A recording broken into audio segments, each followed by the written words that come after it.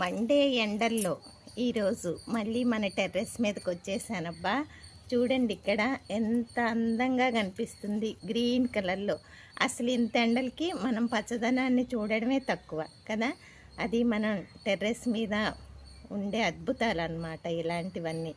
ఒకసారి చూడండి ఈరోజు ఎంత బాగా ఆకుకూర కొన్ని కూరగాయలు వచ్చాయి. అయితే ఈ రోజుకు సరిపడా మాత్రమే వీడియో తీస్తాను, సరిపడానే కట్ చేసుకుంటాను. ఎందుకంటే వీడియో కోసం అన్నీ ఒకసారి నేను ఫ్రెష్గా పండించుకొని ఇలా కట్ చేసుకొని అలా వండుకోవాలనేది నా ఎయిమ్. ఈరోజు వీడియో ఒకసారి లుక్ వేయండి. Welcome back to our channel Siri చిత్రాలు.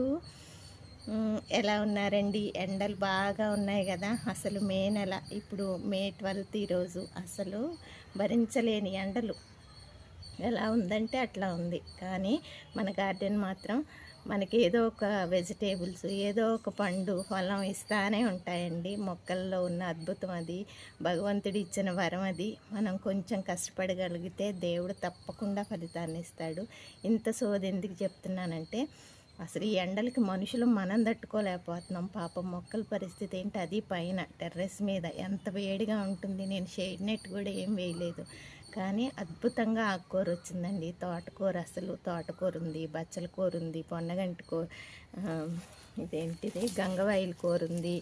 అసలు గార్డెన్లో మీరు అలాంటివన్నీ తినొచ్చు, తినకపోవచ్చు. పునర్నవ ఉంది, ఎన్ని ఉన్నాయో తెలుసా అద్భుతాలు. ఇవన్నీ ఔషధ గుణాలున్న మొక్కలు, ఔషధ గుణాలున్న కూరగాయలు అన్నమాట. ఇవి మన పల్లెటూర్లలో చూస్తుంటాం, కానీ మనం వాటిని వండము, పట్టించుకోము, ఏమీ ఇచ్చే శ్రద్ధ పెట్టం. కానీ మేము మాత్రం దాని విలువ తెలిసిన తర్వాత నేను దేన్ని పోనీయట్లేదు. అది ఆరోగ్యం అని మంచిది అని అంటే మాత్రం దాన్ని తప్పకుండా ట్రై చేస్తుంటా నేను. ఒకసారి ఒక లుక్ ఏంటి ఎంత బాగా వచ్చాయో ఒకసారి చూడండి అబ్బా. ఇక్కడ ఎంత బాగా వచ్చిందో తోటకూర. అసలు ఎక్కడైనా మీకు పురుగుపోటు కానీ ఏమైనా కనిపిస్తుందా? అసలు ఎంత షైనీగా ఉందో చూడండి. అసలు నేను మందులు వేయలేదు, అలా అని గొప్పగా ఎరువులు వేయలేదండి. కాకపోతే రోజు తడుపుతున్నాను, సమ్మర్ కదా, వేడికి తట్టుకోలేవని. కాకపోతే ఇంత బాగా ఆకుకూర వస్తుందని నేను కూడా ఎక్స్పెక్ట్ చేయలేదు.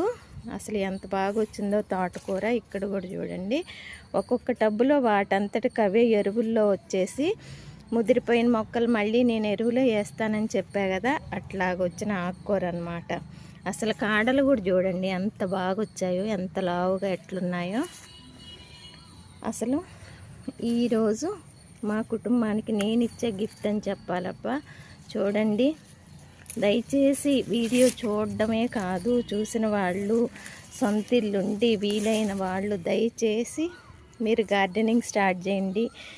తప్పకుండా మీరు, మీ కుటుంబం తప్పకుండా ఆయురారోగ్యాలతో నిజంగా ఉంటారు. మీరు మార్పు చూస్తారు, మీ మందుల ఖర్చు తగ్గుతుంది.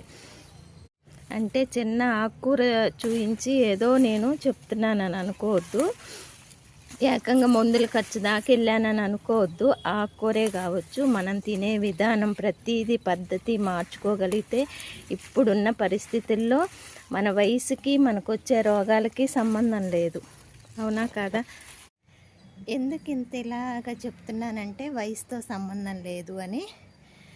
నిన్న మన యూకలిప్టస్ నర్సరీ ఉంది కదా, ఆ ఊర్లో ఒక అతనికి వచ్చి 40-45 ఇయర్స్ కంటే ఎక్కువ ఉండవంట.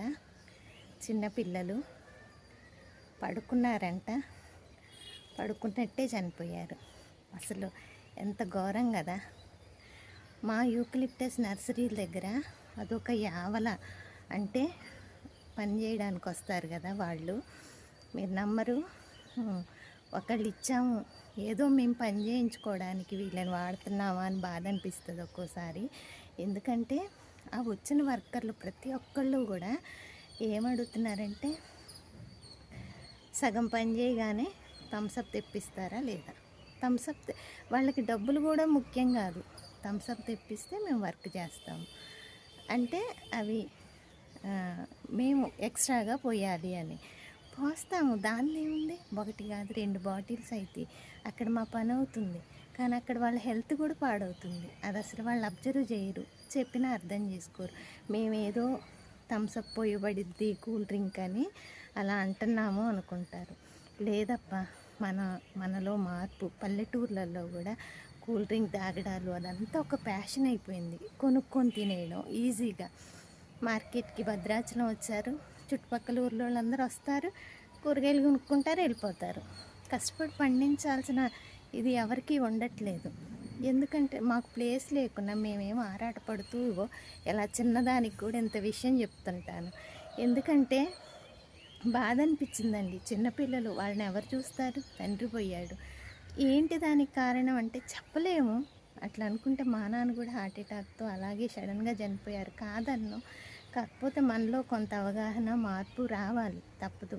సొంతగా పండించుకోవడమే కాదు, మనం వాడే వంట నూనెలు అయితే ఏంటి, వాడే సరుకులైతే ఏంటి, క్వాలిటీగా. అంటే అందులో క్వాలిటీ అంటే బ్రాండ్ కాదు, క్వాలిటీ. దాన్ని అవి మెయింటైన్ చేస్తున్నామా, ఏం తింటున్నాము, ఎలా తింటున్నాము అని చిన్న చిన్న విషయాలు పట్టించుకుంటే మనలో మన ఆయుష్ కొంత పెరగచ్చు. అంటే శివుడాజ్ఞ లేనిదే చీమైనా గుట్టదంటారు. భగవంతుడి ఆజ్ఞ లేనిది చనిపోము. కాకపోతే మన వంతు కూడా గాల్లో దీపం పెట్టి దేవుడా అనే బదులు కొంత ప్రయత్నించాలి కదా. ఈ చిన్న ఆకుకూర గురించో దాని గురించో చెప్పట్లేదు. మన జీవన విధానం మార్చుకుందాము. నెక్స్ట్ తరానికి మనం కొంత కొంత ఇద్దాము. వాళ్ళకి మంచి విలువలు ఇలాంటివి నేర్పుతూ వాళ్ళని ఓన్లీ చదువులు జాబులు ఇవే కాదు, ప్రతిదీ కష్టం సుఖం తెలుపుతూ ఇలా పండించుకోవడం ప్రతిదీ వాళ్ళకి నేర్పుదాం. లేదంటే ముందు తరంలో చాలా కష్టపడతాం అనేది నా ఈరోజు వీడియోలో మెయిన్. నేను ఇది కట్ చేయడం కాదు, నేను చెప్పాలనుకునే చిన్న విషయం. దయచేసి ఆరోగ్యంగా తినడానికి ప్రయత్నించండి అబ్బా. అలానే ఒక దోసకాయ కట్ చేసుకుందాం పదండి. దయచేసి నేను చెప్పేది ఎవరు కూడా ఇదొక సోదిలా అనుకోవద్దండి. ప్రతిదీ మన జీవితంలో ప్రస్తుతం ఇలా జరుగుతున్నాయి, జరిగే విషయాలనే నేను షేర్ చేస్తున్నాను మీతోటి. ప్రతి ఒక్కళ్ళు జాగ్రత్తగా ఉందాము. మన గవర్నమెంట్స్ కూడా ఇవే చెప్తున్నాయి. కాకపోతే మనం ప్రతిదీ నెగిటివ్గా తీసుకుంటున్నాము. ఏదైనా పాజిటివ్గా తీసుకుందాము. చిన్న విషయాన్ని కూడా చిన్న చిన్న విషయాల్లోనే ఎక్కువ జాగ్రత్త తీసుకుందాము. ముందు ఆరోగ్యానికి, జీవితానికి, తర్వాత డబ్బుకి విలువివ్వండి. విలువివ్వండి అని మీకు సలహా ఇవ్వట్లేదు, నేను కూడా మీలో ఒకదాన్ని. అలా విలువలను ఇద్దాము, అవే మన పిల్లలకి నేర్పిద్దాము. ఆరోగ్యం అయితే ఏంటి, మంచి విషయాలు ఏంటి పద్ధతులు, ఇట్లా ప్రతిదీ కూడా మన పిల్లలతో మనం అలాగే మసులుకుందాము, అలానే బ్రతుకుదాము. అలాంటివన్నీ మన పిల్లలకి నేర్పించుదాము. ఇలా పచ్చని మొక్కల మధ్యలో నేను ఉండడానికి నా జీవితాన్ని ఇలా ముందు ఎక్కువగా మొక్కల్లో అట్లా ప్రకృతిలో పల్లెటూర్లలో ఉండేలాగా నేను ఆశపడుతున్నాను.